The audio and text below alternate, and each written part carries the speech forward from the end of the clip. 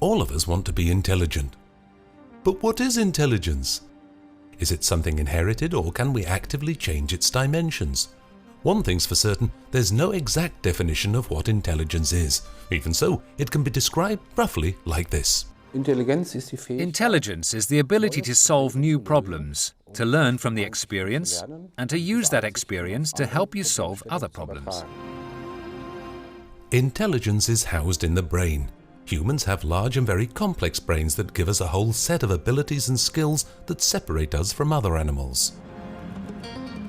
Over the years, researchers have developed lots of different tests in an attempt to measure intelligence. They measure things like linguistic or mathematical ability, spatial awareness, and the brain's retentive ability. In fact, there are almost as many tests as there are competing definitions of intelligence.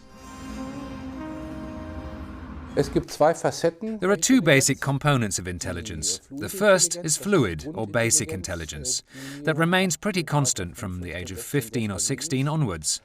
Then there's a more flexible component, crystallized intelligence, that can be influenced by education and training. And this second component of intelligence can continue to grow into old age. Intelligence tests give a score known as an intelligence quotient, or IQ for short. The average IQ is between 85 and 115. People who score above 130 are considered highly gifted. Approximately 2% of the population fall into this category. An intelligence test, however, is no measure of an individual's potential, as this is dictated by a variety of factors. IQ is simply one test. The idea that chess helps develop intelligence or is an indication of an intelligent person is a myth. According to researchers, experience and exercises do play a crucial role. Nowadays, special gifted and talented programs are considered out of date. The best way of boosting the ability of gifted people is education, and what's more, it works for everyone, whether gifted, average, or below average. Special programs for highly gifted people may sometimes be worthwhile, but if the education system is working well, they're not necessary. All they do is highlight the fact that the school system is underperforming. Studies show that intelligent people are generally able to absorb information quicker than others. They're capable of retaining greater amounts of information in their short-term memory and are also better at recalling that information.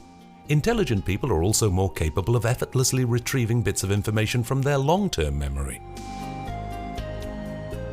On the whole, the brains of intelligent people are more efficient and so require less energy. But it's also true that the brains of people with average intelligence continue to develop.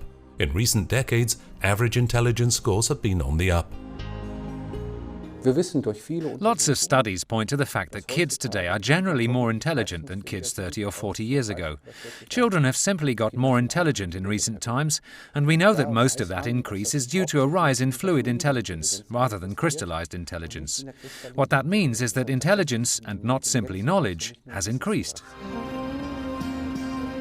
Perhaps this increased intelligence will help shed more light on the murky and poorly understood of the world of intelligence itself.